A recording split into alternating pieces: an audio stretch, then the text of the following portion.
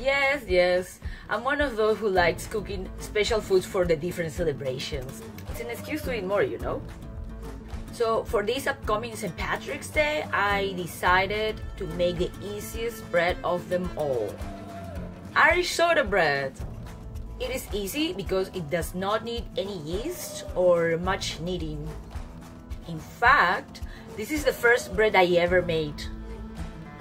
So if you're a beginner baker, I totally recommend this recipe. So let's get started. The first thing we need to do is preheat the oven at 375 degrees Fahrenheit, which translates to 190 Celsius. Then we're going to place parchment paper on a baking sheet. In a large bowl, we're going to add 2.5 cups of flour. Then we're going to add 2 tablespoons of white sugar, a teaspoon of baking soda, a teaspoon of baking powder, and half a teaspoon of salt. We're going to mix it all together.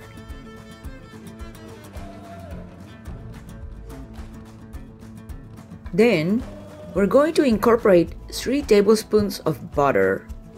Make sure it's very cold because that's going to provide the crumbly texture that we want. For the next step, you can use a blender, a food processor, or a pastry blender.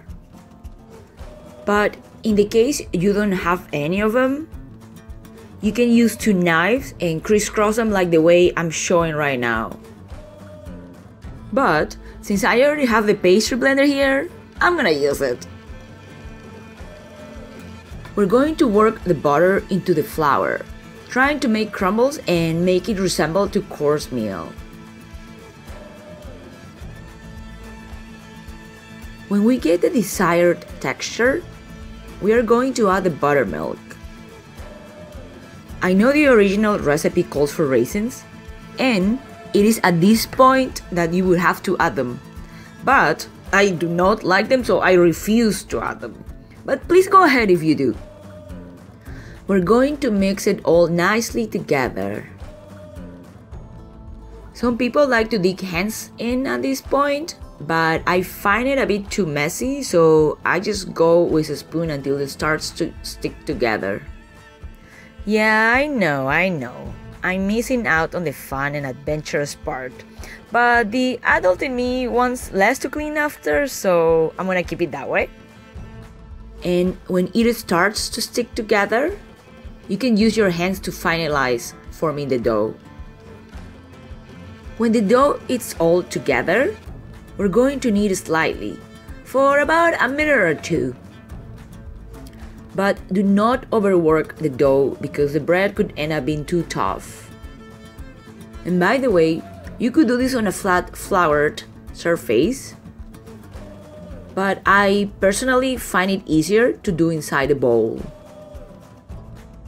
Oh, I just realized I only knead with 1 hand, but you should probably knead with 2 hands to make it easier. And yes, for this, I think it would be better to place it on a flat surface. After the kneading, we're going to shape it into a round loaf. Just nice and simple like this. We're going to cut an X on top of the loaf for 2 reasons.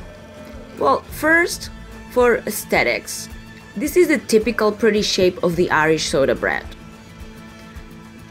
And it will also help the bread cook through faster and evenly. Then we're going to place it on the baking sheet. I know what you're thinking, that it looks too tiny, that it's not going to be enough, but it will rise.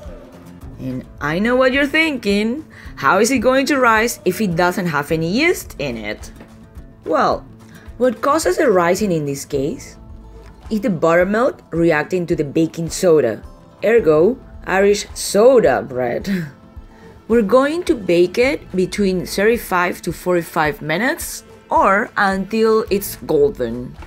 You could give it a first brush of butter at this point before putting it in the oven, but I'm just going to do at the end. And it's ready! You see? It puffed up. Now it's looking like a decent sized loaf. Now we're going to do the final butter brush. Oh, look at this beauty. It's starting to look pretty good. And not to mention the smell. Oh my god. Bread fresh from the oven. It's definitely one of my weaknesses. Here we go. Here's our Irish soda bread. So easy to make and it won't disappoint at social gatherings. And now, of course, I need to taste it.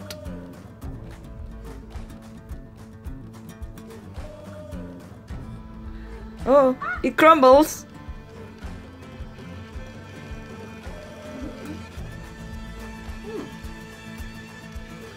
I need some butter. Want some? Hope you try making it at home. And see you next time. Thanks for watching.